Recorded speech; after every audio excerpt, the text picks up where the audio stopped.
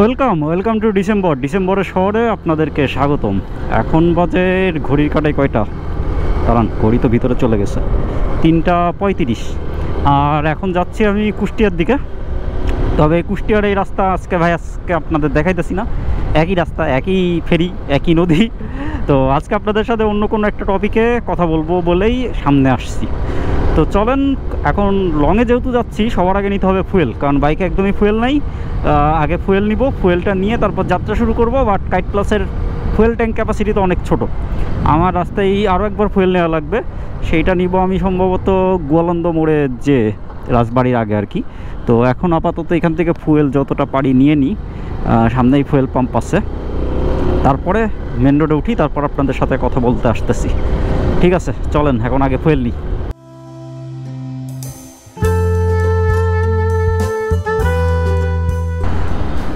বিদায় ঢাকা আগামী 2-3 দিনের জন্য। আমি আসলে ভুলে গেছিলাম আজকে বৃহস্পতিবার, মানে আমার একদমই মাথায় ছিল না যে বৃহস্পতিবারে এই বিকাল থেকে জ্যামটা শুরু হয়। মানে উত্তরায় থাকাতে আমি বেরিবাদের রোডটা ইউজ করতে পারি ঠিকই, কিন্তু বেরিবাদের রোডেও তো জ্যাম পড়ে। আজকে আসলে তাই হয়েছে। তো যাই হোক, ফাইনালি হাইওয়েতে উঠতে পারছি। মানে এটা হচ্ছে ঢাকা আরিচা মহাসড়ক। তো ঠিক আছে, চলেন এখন আগাইতে থাকি। আর আজকে আসলে আপনাদেরকে এই রাস্তাঘাট দেখাবো না, আজকে আপনাদের সাথে কিছু গল্প শেয়ার করব। গল্পগুলো আসলে আমার নিজস্ব, মানে আমার নিজের গল্প। সেটা হচ্ছে, আমি তো মোটামুটি এই বাইকটা ধরেন 64,000 কিলোর মতন চালালাম। তো এইটুকু রাস্তা চালানোর ফলে আমার যে সকল এক্সপিরিয়েন্স আমি দাঁড়ান, এইখানে একটু ট্রাকের ঝামেলা আছে। যাই হোক, যেইটুকু এক্সপিরিয়েন্স আমার হয়েছে সেইটুকু এক্সপিরিয়েন্স আমি আপনাদের সাথে শেয়ার করব।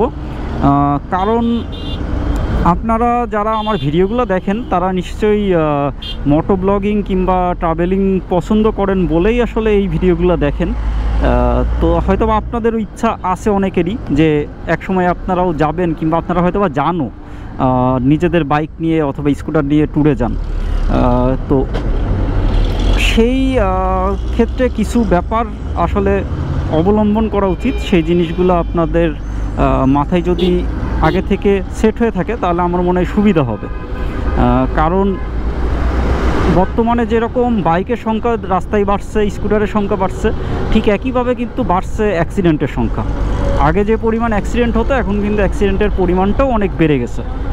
প্লাস আমরা আগে যে পরিমাণ মানুষ বাইক নিয়ে ট্রাভেলিং করতো, সেই সংখ্যা কিন্তু এখন বহুগুণে বেড়ে গেছে। এখন কিন্তু মানে এটা কোনো ব্যাপার না। আগে ধরেন 2019-এর দিকে 20-এর দিকে যখন ঢাকার বাইরে যেতাম, তখন ধরেন আমি তো তার আগে বাইক চালাইনি, তার আগের গল্প বলতে পারি না। তো 2019-20-এর দিকে যখন ঢাকার বাইরে যেতাম সবাই অবাক হতো, তুমি বাইক নিয়ে ঢাকা থেকে চলে আসছো। এখন ওই জিনিসটা অনেকটা নর্মালাইজ হয়ে গেছে। কেন? কারণ প্রচুর ট্রাভেলার আছে, মোটো ট্রাভেলার আছে যারা বাইক নিয়ে ট্রাভেল করে। এই কারণে তাদের দেখতে দেখতে, কিংবা আমরা বিভিন্ন জায়গায় বিভিন্ন সময় ঘুরতে যাই, এই কারণে আমাদের দেখতে দেখতে এই মফস্বল কিংবা জেলা শহরগুলোর মানুষজনগুলো একটু অভ্যস্ত হয়ে গেছে যে বাইক নিয়ে ট্রাভেলিং করা যায়। এবার আসি এই বিষয়গুলোতে, যে ধরেন আপনি বাইক নিয়ে ট্রাভেল করবেন, বাইক নিয়ে ট্রাভেলিং করার কিন্তু আলাদা একটা মজা আছে, বাট আপনাকে কিছু ব্যাপারে এক্সপার্ট হতে হবে। যেমন ধরেন আমি এই যে এখন কুষ্টিয়াতে যাচ্ছি একা, আমার সাথে কেউ নেই। আমি যে আজকেই একা যাচ্ছি তা কিন্তু না, আমি কিন্তু আমার প্রথম রাইডেও আমি একাই গেছিলাম কুষ্টিয়াতে। তো কিছু ব্যাপার আসলে কি, মানে আপনার মাথায় যদি প্রথম থেকে সেট হয়ে থাকে যে আপনার বিহেভিয়ার বলেন, আপনার কমন সেন্স বলেন, বাইক রাইডের ক্ষেত্রে আমার মনে হয় এই জিনিসগুলো খুব বেশি ইম্পর্ট্যান্ট।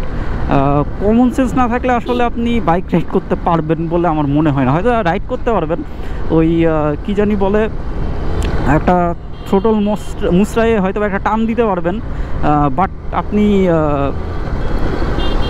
মানে লম্বা সময় রাস্তায় থাকার মতন ক্যাপাবিলিটি আপনার কখনোই গ্রো করবে না। তো কমন সেন্সটা খুব জরুরি। কারণ আপনি যখন বাইক চালাচ্ছেন তখন আপনি আপনার জায়গা থেকে চিন্তা করলে হবে না, আপনার সামনে যে বাইক চালাচ্ছে কিংবা আপনার সামনে যে অটো চালাচ্ছে, যে বাস ড্রাইভার, তার জায়গা থেকেও আপনার চিন্তা করতে পারতে হবে। তো এই ব্যাপারগুলা যতক্ষণ আপনি বুঝতে পারবেন কিংবা রিয়ালাইজ করতে পারবেন, তখন মেনলি হচ্ছে আপনার অভিজ্ঞতাটা দিন দিন শার্প হবে, দিন দিন বাড়বে। আপনি বিভিন্ন ধরনের রাস্তা ফেস করবেন, তো এইগুলো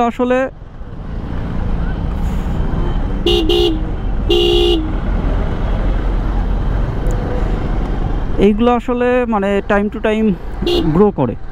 ভাইরে ভাই, আজকে এত জ্যাম কেন? পিছনের এক বাইক আলার উপরে যে মেজাজটা খারাপ হয়েছে, আলারে সিগন্যাল দিছি তাও সে মানে ঢুকাই দিছে। তো এরকম মেজাজ খারাপ সময়ে মেজাজ খারাপ করা যাবে না, দরকার হলে 2টা গালি দেন, তাও মাথা ঠান্ডা রাখেন। কারণ আপনি মাথা ঠান্ডা রেখে আপনি যদি উল্টাপাল্টা চালান, তাহলে তো আপনার জন্য আপনি নিজেও বিপদে পড়বেন, আরেকজনকেও বিপদে ফেলবেন। এসব মানে কমন।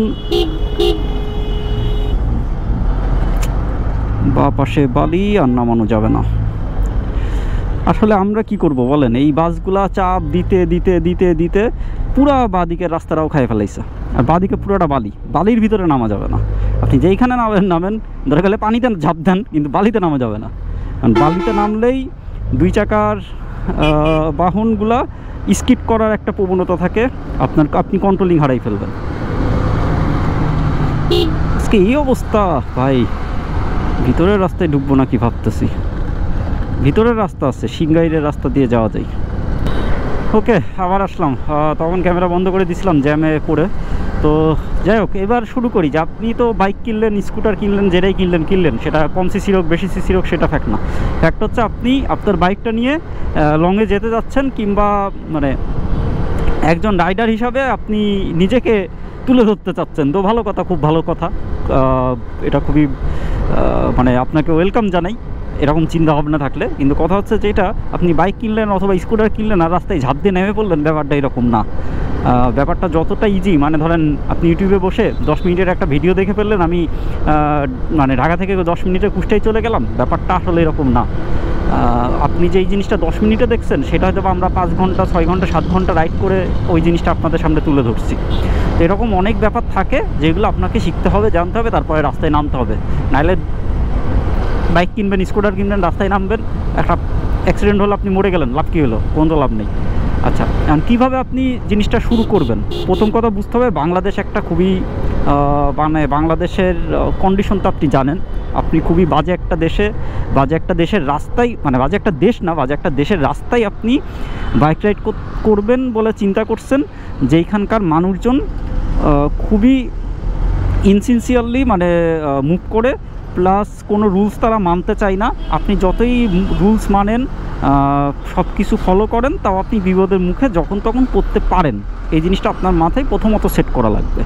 এইগুলো সেট করে কি আপনি মানে শিখবেন, সেটা হচ্ছে ধরেন বাংলাদেশের এই যে বাস ড্রাইভার কিংবা অটো ড্রাইভার, মানে রাস্তাতে সব কিছু চলে, ঠিক আছে, রিক্সাওয়ালা, সিএনজি ওয়ালা, এদের বিহেভিয়ার আপনাকে বুঝতে হবে, ঠিক আছে। এরা কেমন, কোন জায়গায়, যেমন বাসগুলো দেখবেন যে অনেক সময় রাস্তার মাঝখানেই প্যাসেঞ্জার নামাই দিচ্ছে, কিংবা সামনে বাস স্টপেজ আছে, বাঁ দিকে চাপ দেবে। তো এই জিনিসগুলো আপনাকে বুঝতে হবে। তারপরে কি করতে হবে, আপনি যেহেতু লংয়ে যেতে যাচ্ছেন, আপনি তো একদিনেই ধরেন 8 ঘন্টা 10 ঘন্টা বাইক রাইড করতে পারবেন না। মানে আপনাকে আস্তে ধীরে আপনার ক্যাপাবিলিটি বাড়াতে হবে। তো আপনি যেটা করবেন, প্রথমে শর্ট রাইডের মাধ্যমে আপনার রাইডগুলো শুরু করবেন।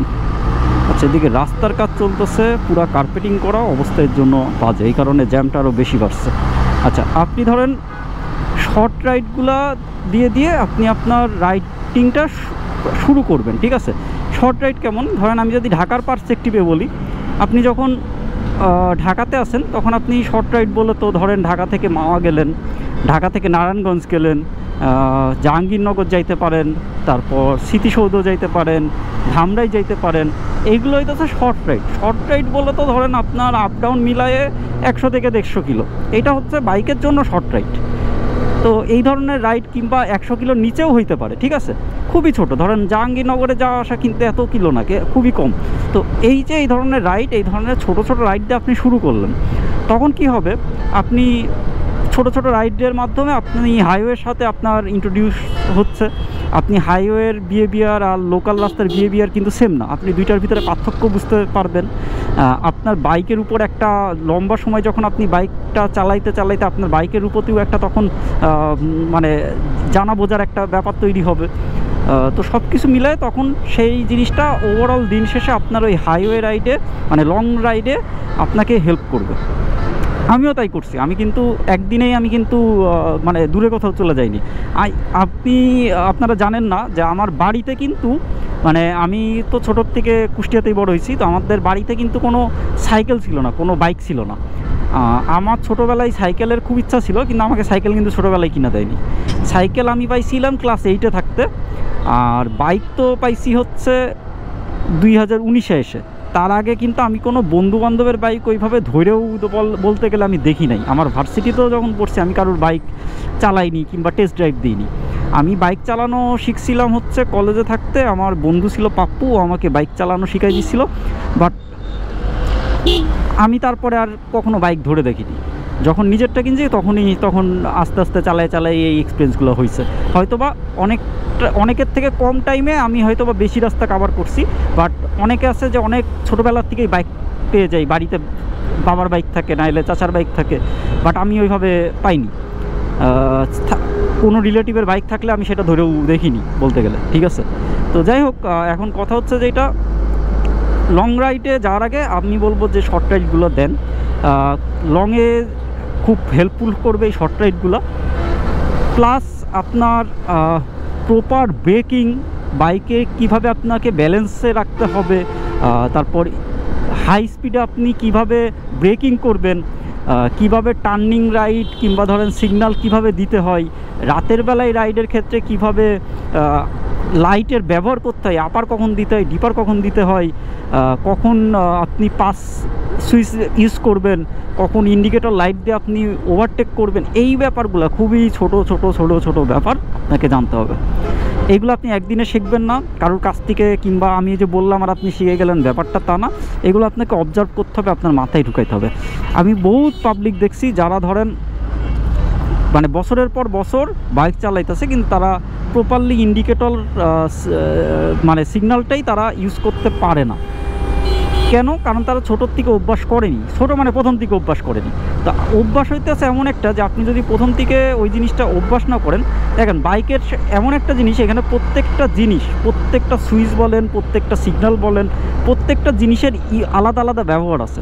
কারণ আপনি যদি ওই জিনিসগুলো ব্যবহার করতে একবার শিখে যান, তাহলে যেটা হবে আপনি সেফলি রাইডটা করতে পারবেন। ওইগুলো ব্যবহার না করলে যে রাইড করতে পারবেন না তা না, পারবেন, কিন্তু হয়তোবা আপনি কোনো না কোনো সময় গিয়ে বিপদের মুখে পড়বেন, কিংবা আপনার কারণে অন্য একজন বিপদে পড়বে।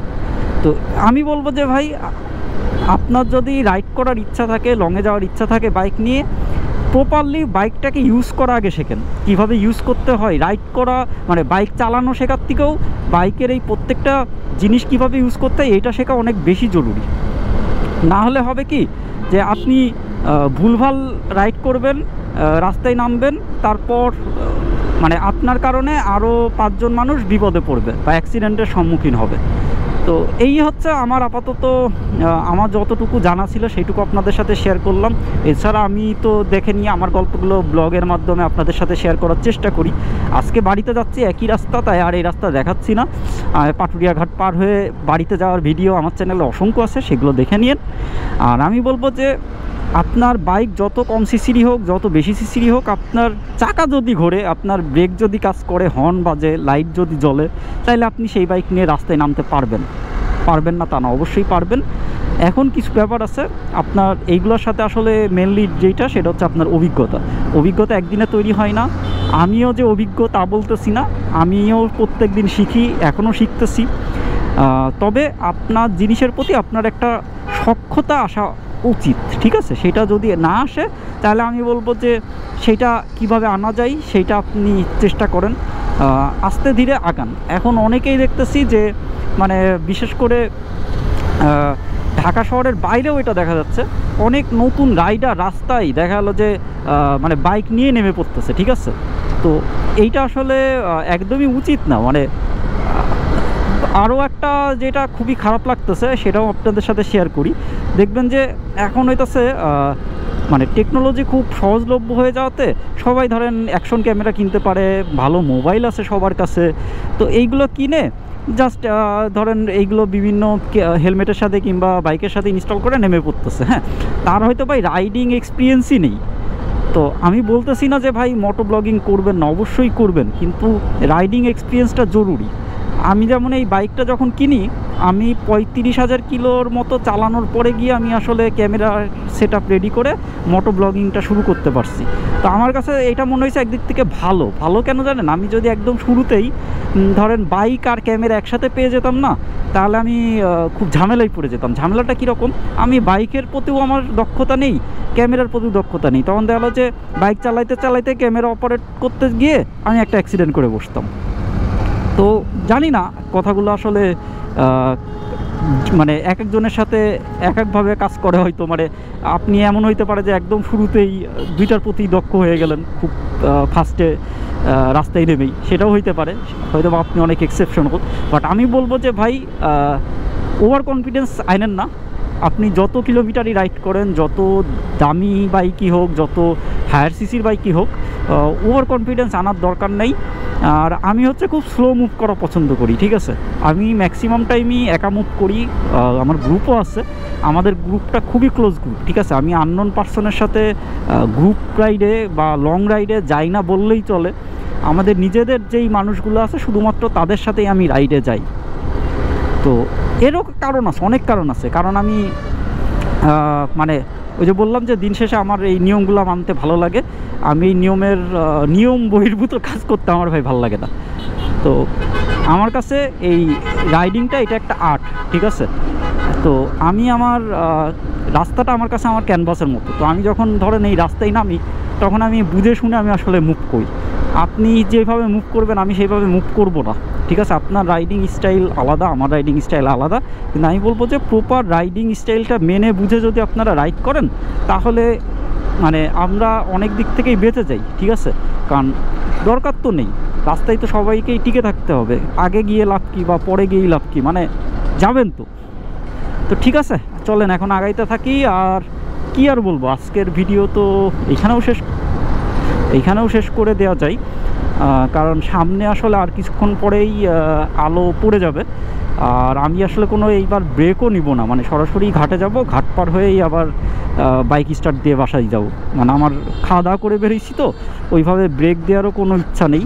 আর যেহেতু একা আছি, কেউ থাকলে হয় যে দাঁড়ানোর একটা ব্যাপার থাকে, তো আমি মোটামুটি টানা রাইড করতে পারি, আমার কোনো অসুবিধা হয় না। আর আরেকটু পরে অন্ধকার হয়ে যাবে, শীতও পড়বে। আর এটা হচ্ছে শীতকালের প্রথম রাইড আমার কাছে। তো মানে জ্যাকেট পরে রাইড করা আর কি প্রথম। আজকে জ্যাকেট পরেই বের হয়েছি। আমার তো রাইডিং জ্যাকেট নেই, নর্মাল যেই জ্যাকেট আছে সেই জ্যাকেটটাই পরে নিছি। আর নিচে গার্ড পরা আছে, সেফটি গার্ডগুলো।